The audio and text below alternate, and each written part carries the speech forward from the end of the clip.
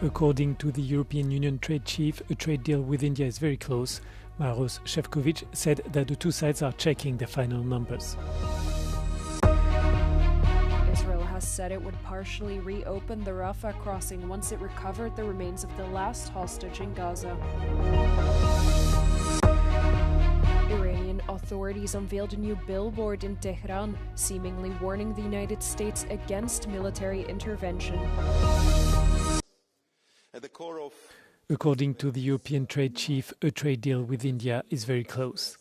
In an interview with Euronews program Europe Today, Maros Šefčovič said the two sides are checking their final numbers. The bloc aims to reduce steep tariffs for European companies in one of the fastest growing but heavily protected markets in the world. I mean, what is very important to recall is that in some sector, India has tariff going up to 150%. And therefore, big parts of the economy, the whole sector has been completely closed off to the European exporters. And now we are kind of reopening. So the big benefit would be opening of the economy. Second, building up the integrated global supply chains and hedging against global instability. Šefčovič referred to the agreement as the mother of all deals, as it looks to open a market of 1.4 billion people for European exports and services. Around 6,000 European companies currently operate in India. Trade goods between the EU and India has surged by almost 90% over the past decade, according to Commission figures, with 48.8 billion euros of goods exported in 2024.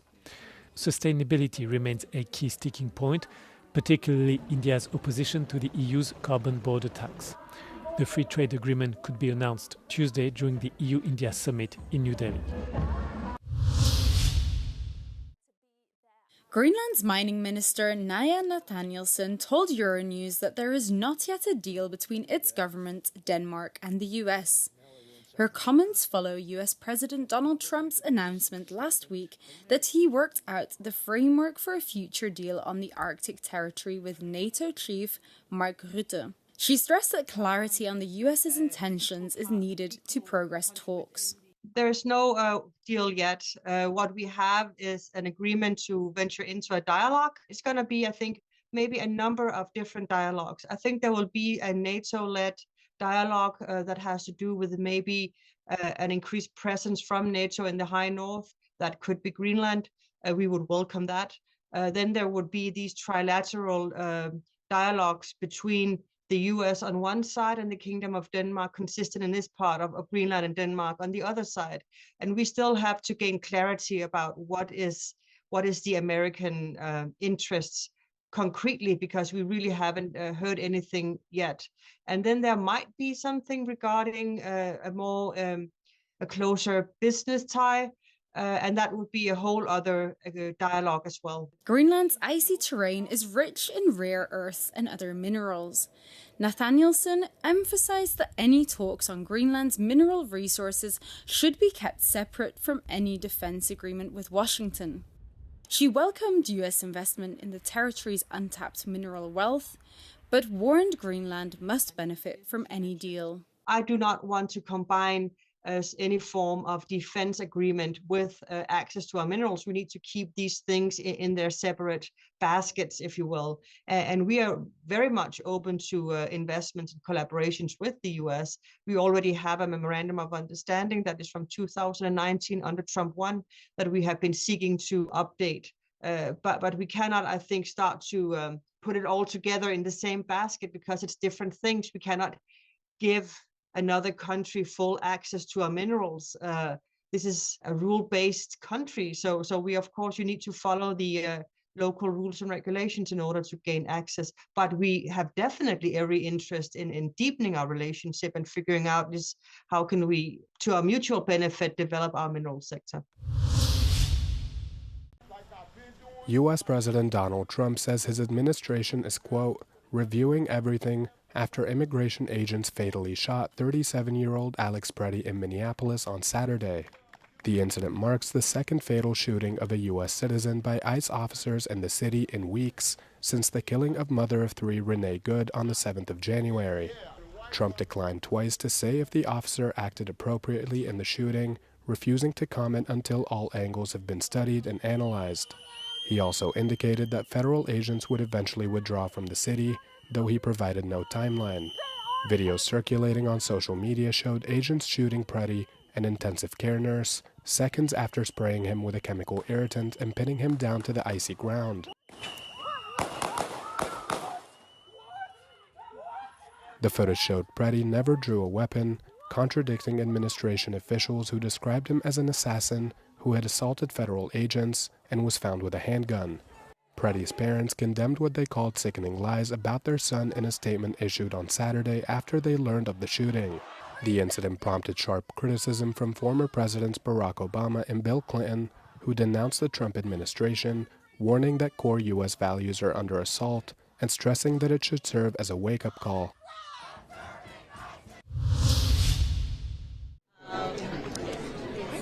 His 3 days of the condor. I like him as a sort of.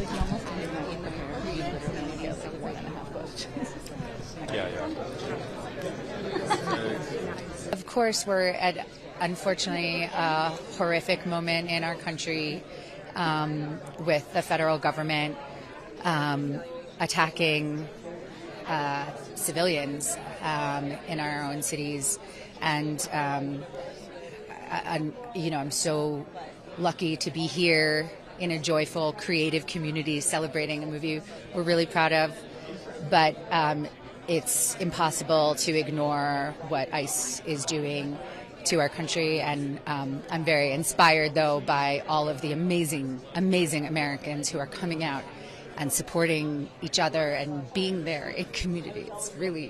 It's beautiful.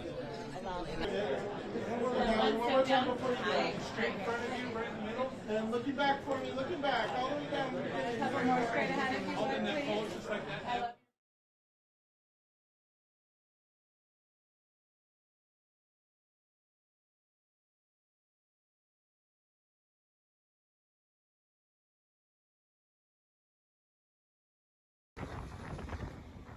Israel has said it would partially reopen the Rafah crossing once it's recovered the remains of the last hostage in Gaza. The crossing was supposed to reopen in October as part of the first phase of the U.S. brokered ceasefire. Israel now said it would reopen it for pedestrian passage only upon the return of the body of Israeli soldier Ran Gavili. Over the weekend, U.S. envoys met with Prime Minister Benjamin Netanyahu. They reportedly pressed Israel to reopen the passage. World leaders and aid organizations have long been calling for more aid to be delivered to Gaza as the situation in the enclave remains dire. Israel has repeatedly accused Hamas of delaying the recovery of the body, but the militant group says it has given all the information it has on the whereabouts of the remains. Hamas also accused Israel of obstructing efforts to search in areas in Gaza that are under Israeli military control. Meanwhile, also over the weekend, the UNRWA headquarters in East Jerusalem were set on fire. The blaze came days after Israeli bulldozers began demolitions of the compound of the UN Agency for Palestinian Refugees. It is not known who started the fire. However, Israeli settlers were seen at night looting the main building for furniture. Iranian authorities unveiled a new billboard in a square in Tehran. The board seems to warn the United States against intervention. The poster depicts an aircraft carrier with damaged fighter jets on its deck. These are surrounded by bodies and pools of blood. Meanwhile, red blood streams showing resemblance to the American flag trail behind the vessel, while the slogan reads, "If you sow the wind, you will reap the whirlwind." It comes just days after President Donald Trump said that the U.S. is moving warships to the region just in case he wants to take action. The latest escalation of tension between Tehran and Washington comes amid Iran's ongoing crackdown on nationwide protests. The demonstrations began at the end of December, and the U.S.-based human rights activist news agency reported on Friday that the death toll has risen to over 5,000.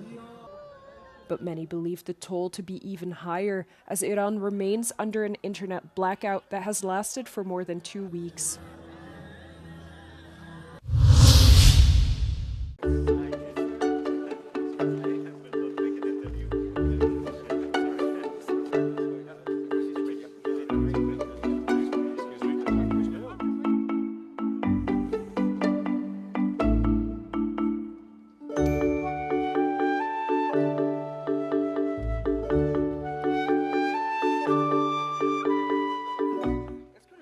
Emmanuel Macron, I watched him yesterday with those beautiful sunglasses.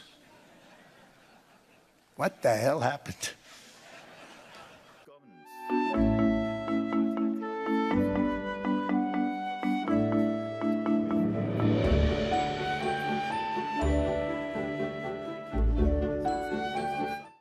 Crazy days and everything amazing for us and very honored and happy that President Macron has used our eyewear in this important event in Davos.